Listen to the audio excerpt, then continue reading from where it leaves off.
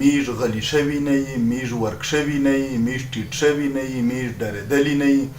د میږ ملګري تکړه دي، د پېښور پرلت ته یې ځونونه رسولي دي او انشاءالله چې په دغه عید شه د میږو بیا خپل ملګري سره کښېني، سره جرګه کېږي او سره مرکه کېږي او نو بیا و میږ خپله یوه فیصله کړي چې میږ آیا په وزیرستان شه پرلت کې که میږ جلسې جلوسي نه کړي، که میږ د پېښور پرلت ته ځي. نو په اخ تناظر شه بیا وزیر الله اعلان وکړ چې 25 لکه روپۍ و شهید ته او 10 لکه روپۍ و زخمي ته ورکړدلی شي. نو اول خو خبره دا دو چې د نن پرې حکومتي سټیټمنټ دا وه چې دغه دهشتګردي کړې دو، د میږ په چیک پوسټ باندې حمله کړې دو. نو آیا که چیرې دا کسون دهشتګرد وي نو بیا دغه و دهشتګرد ته روپۍ ورکوي 25 لکه یا 10 لکه روپۍ.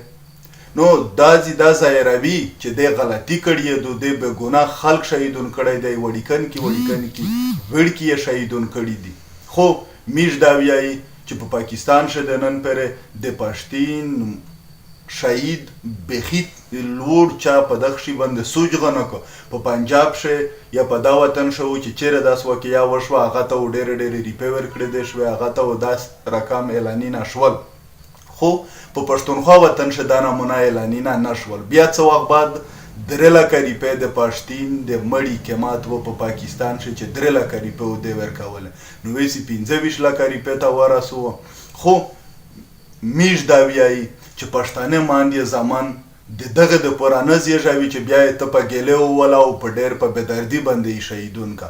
میږ ډېر لوی شهیدون ورکړل، میږ ډېر لوی بد وخت تېر که په دغه وطن شه.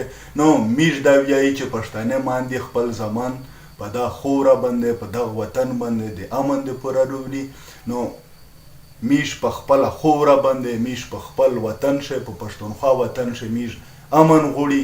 میږ د دنیو د مهذبې قومې سره قدم په قدم باندې په مهذبه دنیو شه ایسېدل غواړي او میږ په خپل وطن شه مزید د دهشتګردۍ جنګ نه غواړي. بل طرف ته چې په پارلیمنټ شه د میږ په منتخب نمایندګون باندې د حکومتي وزیرونه یا مشیرونه د دغه کیمې خبرې وې نو هغه خو حکومتي سټیټمنټ و. نو میږ یې حکومتي سټیټمنټ وخولي چې هغه ډېر زیات افسوسناک و. په دا حواله سره خاص کر د محسن او د علي په حواله سره چې کیمې د خبرې وکړلې، کیمې کیسې دی د وکړې په پارلیمنټ شه، ډېره د شرم خبره وه چې په بدقسمتي سره کسون ټول پښتونه وي چې د کیمې خبرې کړې چې حالات یې دغه ځای کې تر ورسول چې یو سینده یو پنجپای ورچګېده د جواب به ویه د میږ په حق شه. نو د دې دپاره دا ډېره د شرم خبره وه.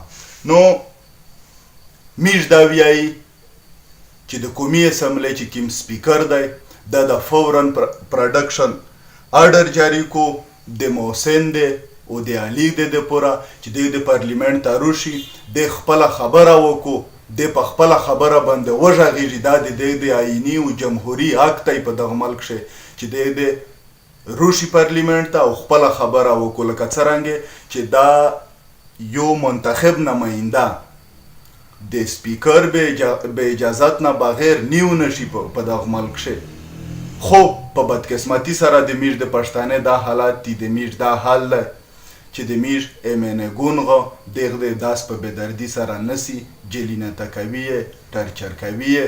نو د علي یا د محسن نیول دا د یوه فرد نیول نه دی، دا د وزیرستان د خلک د رایې سره ظلم دی. دا چې میږ پکې منډیټ سره لږلی دی پارلیمنټ ته، نو دا د وزیرستان په لکینه خلک نمایندګي کو د یغه خلک جلته کول دي.